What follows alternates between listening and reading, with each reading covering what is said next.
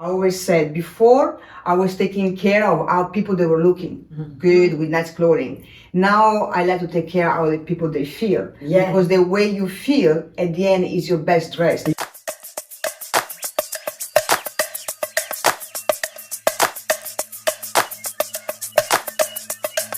Today we are in a beautiful place with a great lady. She's a yoga teacher. She's a sound healer. She's a priestess. And I have the pleasure to interview her. She's going to tell us a story. It's quite inspiring. So her name is Alessandra. Hi, Alessandra. So happy we managed finally. We finally managed to get together. Yeah, it took us like over a year, but we are together. And Alessandra is going to tell us her story. So Alessandra, tell us. Hi. So my background is European. I come from my blood-wise, I'm from Italy, but I left Italy at a very young age, around 23 years old, more or less, after some of those episodes that no matter what, they change your life. Sometimes something happened in your life and the course of your life is changed. Yeah. For me, it was the death of my mother, and after this passed, I tried to cope with the situation, but I got to the point where I felt the urge, the need, and the desire to be able to start fresh from zero, far away from memories, far away from people that will keep on like reminding me of how she passed, why she passed, and the kind of stuff. I wanted to give my soul, my deep part of myself, a possibility to start over again and rebuild a life that was more coherent, appropriate with the feeling and the vibration and who I was deep inside. So at the early age, I packed my things and I decided to fly across the ocean, and I landed in Los Angeles, California. So Los Angeles, tell us why Los Angeles? Well, Los Angeles, why not? Yeah, why not? You know, I'm coming from Milano, coming from the fashion industry, coming from a background of really a family of, say, white collar, like yes. working. I was looking for a place where I could give me the feeling to be always on vacation. Okay, oh yes. So. And as well the possibility to do a career if I wanted to do so. Yeah, and Los Angeles for me, it was a perfect combo. Great climate, coming from Milano, gray winter, cold winter, very hot and humid summer. So LA with the climate is always constant. Yes. Always sunny. It was the perfect place where in a certain way there was a feeling of being always on vacation. But again, it was giving the possibility, you had everything that you need. It was offering everything that you need for working. And so I could create in any field that I wanted. Okay. So for me, Los Angeles was the perfect combo. So, and you told me that you started working in fashion. Yes. So tell us this little time of experience. Well, it's not really a little time because it's all my life. Basically, I grew up in a fashion family. Okay. My grandparents, okay, then my parents, and I grew up in between clothing, models, and stores, that kind of stuff. So when my mother passed, I kind of took over a place in the family's business.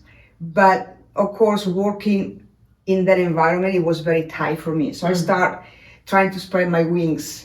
And when I arrived to LA, of course, that was what I knew how to do. Oh, so that was easy for you. It was easy for me to really find something, have like coming in a different country, find some quality of mine that could be sponsored to be legal in the States. So that's what you worked for a while in Los Angeles, enjoying, and then something happened. Yes, I work in fashion in a American corporate with very heavy hours and really little time for free for probably 14 years. Wow. And at the end, when I decided to leave this world, at that point, I was a director of international marketing and sales. And basically what I was doing, I was taking the company and expand the business in Europe. in where we your were, bigger level, yeah. So then you realize at one point like something was off. You were not Yes, happy. because life is a journey. Of course. We learn Yeah. and then we need to step up. And, Yeah. and so the situation, the condition that we had before, not necessarily going to be the same available to you and right for you on the next step. Totally. And of course, for the way I am, I see that all the big changes that came into my life, they came through big crises. Usually it's like this. I don't think change arrives with me. Oh, everything is good. So there was somebody in my life, a very good friend of mine, that she was my mentor in this depth level of fashion. And for me, I learned from her. She became my example to follow. But at a certain point of her life, she decided to take her life. And so she committed suicide. I was called in the middle of the night by her boyfriend and very good friend of mine. And so I flew back to Italy. And this episode, it really shocked my system so much. They put me in front of a huge mirror and it forced me to look into my eyes, to look into the depth of my eyes, to look my soul, to look really that depth that we all have in the eyes. The eyes are the window of the soul. Of course. And I could see that not only I was not happy, but what I was doing, it was not fulfilling what we say right now, we call it my life mission on this earth. Your life mission now, yeah. Now I know more than before. Before I was not in the holistic business, but so it's really, that was for me, was my wake up call to recognize that the light inside my eyes was off. Yeah, and you were not at the right place. And I was not there. I was not the right place, doing the right thing that I was supposed to do. So then you said you went back to Italy. So did you go back to Los Angeles after that? Yeah. Yes, I went for the funeral. I went, and then I came back to LA. To LA, yeah. And then in LA, then you realized that you want to change your life. Yeah, so what did you do? I came into LA and that desire was so loud in my heart that I could not listen. Okay. And so I decided to quit.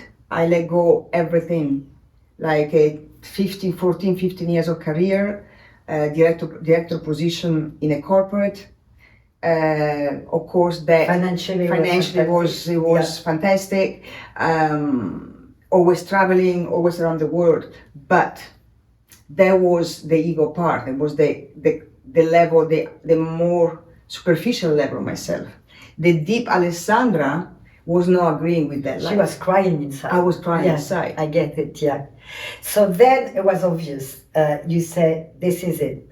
So what happened? What did you do? You quit working? And I quit working. I said, okay, I'm gonna take some time off just to enjoy life, to rest, and then we will see. At the time I started a relationship that lasted 2 years, and in doing those 2 years, I merged into yoga. I was doing yoga also before to alleviate the stress of the American corporate life. Yeah. But when I quit and I decided to take my time off, yoga became basically the only thing that was calling my name. And so I increased my classes, and I at the end, why not? I took a teacher training, it was 2008, just for myself. It was more to practice better and to practice. So, but that was, for me, is what took me from the outside to the inside. I always said before, I was taking care of how people they were looking good with nice clothing. Now I like to take care of how the people they feel. Yeah. Because the way you feel at the end is your best dress that you can wear. And that's what, exactly. And that's what you vibrate and that's what you attract. So then you went to Tulum. So what happened between Los Angeles and Tulum? Well, there was another big moment. It's another shock to another bucket of cold water up to my face in a very cold day. Yeah. And my relationship of 2 years ended. And since this person was connected to the yoga world, for me, for my peace of mind, peace of heart, I couldn't go back to the same place. They were my temple, my place of healing, my of peace. And so I entered another, like Alice, down in the rabbit hole. And I decided I had to leave Los Angeles for a little bit, take a vacation, just to go to a place where I could ground and really connect to myself to understand where I'm going from now, where I'm going, who am I, and why I'm here. Okay. And so I was between Costa Rica and Mexico. And I don't remember how, to be honest, I found Tulum, the word Tulum. Tulum. It sounds kind of like it sounds nice. Yes. Nice name. And I started looking a little bit what Tulum was. I didn't know anything about Tulum. And I saw that the community back then, it was a lot of yoga. It was principally, it was just like yoga, holistic, very holistic, yeah. And tribal kind of tradition. And so I just came, just out of the blue, with no expectation. We didn't even know where I was going. I decided to take a vacation of a couple of weeks in Tulum. And it was May 2010. So what's your first experience? You arrived in Tulum, this beautiful place. So how did you feel? Tulum, since the first day, it became the teacher. I mean, as soon as I arrived, Tulum didn't waste any time on me. Like, it went straight to the bone. You are here for transformation, let me take you to transformation. So I arrived at night when Tulum had a sandstorm. It was June when I came back. No, it was May, so in May 2010. It was a sandstorm. Huge sandstorm. Like a huge sandstorm. I mean, it's the only time I saw it. I've been here for 13 years now by now. And it's the only sandstorm I haven't seen here. Heard of but it anyway. Yeah. And so, for different reasons, my room situation was not available anymore for the sand. So I was placed in a different location. Yes. And the door of the location was straight in front of where the current of air was coming in. So I spent all night sleeping on a massage table, giving my back to the door, through which door the sand was coming in with the wind. And guess where it was hitting? My heart. The back of my heart. Of your heart. The back of my heart. Oh, it's your little doggy. My little doggy. It's okay. Panda, come. Yeah. Come here. Come. So, it was right in the back of my heart. So I spent all night long with this hammer. Oh my God. It was the sand. And for me, it felt like an initiation. I start feeling my heart opening. And I start feeling peace. And I start feeling connection. I start feeling everything that I never felt before. Wow. And so I had the glimpse that maybe I arrived in a place that maybe was the right one, or maybe could help me to figure out where the right one or the right me was. Wow. That was my welcome to Tulum. It was the opening of heart, and I'm going to give you an anecdote. She knows what I'm going to say. When I arrived in Tulum many years ago, I would say 13 years ago, and we always would go to the same place where Alessandra was teaching yoga. When we say, you have to go to see Italian girl.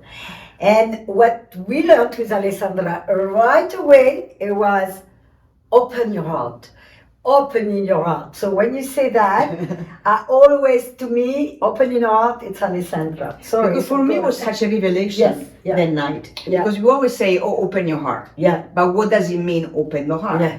Yeah. I don't take a knife and cut my heart. Open your heart, and to me, it's vulnerability. It's a lot of things. Yeah. So for me, that was such a huge lesson that I received, that I had to integrate what I learned into what I was teaching. And so it became, the music, the yoga, and the opening the heart. Yes. So you were here for holiday. So you stayed 2 weeks. And I stayed for 2-3 weeks. Then I went back to Los Angeles. So what happened?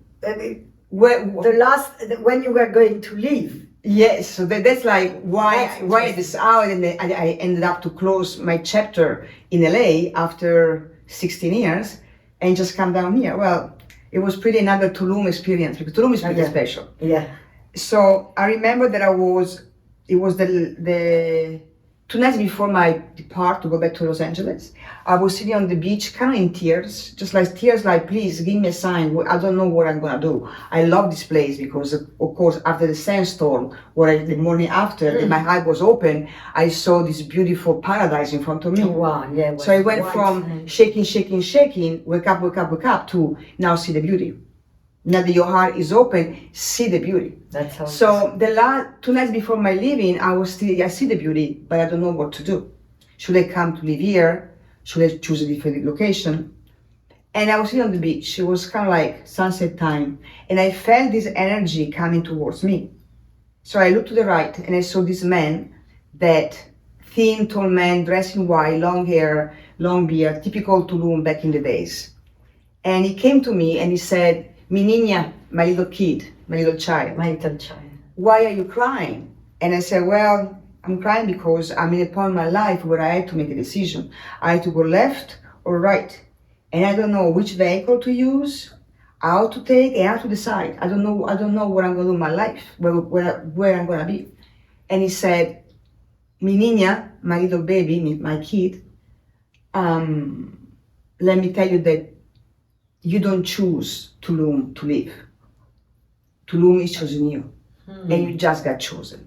What a message. So for me, that message was like, wait a second, who are you and what that all this means? Yeah. But by the time I thought that one, the man disappeared. He was not in the ocean, he was not to the left, he was not to the right, he was not behind me, he was nowhere to be seen. And in 13 years, I never saw the guy again. Oh my God. And so that sentence stayed with me until now. Tulum is choosing you. Yeah. So Tulum chose me. Okay, great, and now what? So what? So you left and then you came back? No, actually, like, I cannot start trusting, because now what? The night after, that was my last night, the owner of the hotel where I was staying, he asked me out of the blue, "What is your dream?" What do you mean? Simply, what is your dream? And the only thing that could come out of my life, on my mouth about my life was, I want to live where the sand is white, where the water is clean and blue, where the sun is always shining every day, where I can sit under palm trees. And I would like to take my knowledge of selling and coordinating parties to work for an hotel, a yoga center, to start involving all the community of Los Angeles to come to Tulum. And so he said, "Would you like to start with me?" So that was the day after after this guy opened my eyes. Many signs. You could not. So I put the dots, yeah. The heart opening, the eyes opening, and then the proposal. So I went back to LA, the time to wrap everything out, sell my car, give up my apartment, put everything in store. We know the process. And after a month, I was back. And this has been 13 years ago, and I'm still here. 13 years ago. And I'm still here. And Alessandra is a fantastic yoga teacher. She has been teaching yoga. But at one point, some years ago, you moved to music. Well, music was always in your blood, huh? Always. So tell us this transformation. Well, music always been a big passion of mine. Okay. But it was just there. But at one point, Alessandra, you decided to go from yoga teaching to sound healing through the gongs, and you play and you teach people in a cenote everywhere. You travel through the world playing your gong. So tell us how it feels and why. Well, my decision to merge into this world of music, vibrational music, is really me coming to Tulum and realizing that everything is music. Also the silence that you can find in the caves, the peace that you can feel in the cenote, the embrace you can feel to the trees. In a certain way, it's music. Yeah. Maybe it's not the music that we are used to, but it's the music that through this vibration frequency, they can really change. Because music, the power of music is changing people. Exactly. So this kind of music really changed me so much and made me feel so in peace and so whole that, of course, I had to know more. So I started studying, and after now it's been 10 years that I'm in this field, and I'm in love with everything vibration. And so, as before, I had to share it. Okay. Yeah, you have to share your knowledge, and because it makes you feel so good that you want people. And she's a great teacher, and that's why I call her the prettiest. You can follow her. What's your name? One Love? On Instagram is One Love, One Sound. One Love, One Sound. And as I told you, she teaches here, she teaches in Europe in spring or summer. So So now, Alessandra, we are at the end of our interview. What is a message you want to leave to people listening? My message is very simple. We always have a choice in our life. No matter what happens to us, good or bad, we have a choice on how to react. We cannot refrain for life to happen to us, but we can decide how we're going to react to whatever happens to us. That's so important. And the way to decide in a subconscious way as well, how to react and how to go on, is to be really the vibration Yes. that you want to feel in return. Yeah. Since we are all energies, we are all connected, and we do work in terms of resonance, the more we feel whole, the more we can expand. Yes. And right now, these days, these times of our life, we need so much of expansion into Raising the vibration. a calmer energy by higher energy. Yes.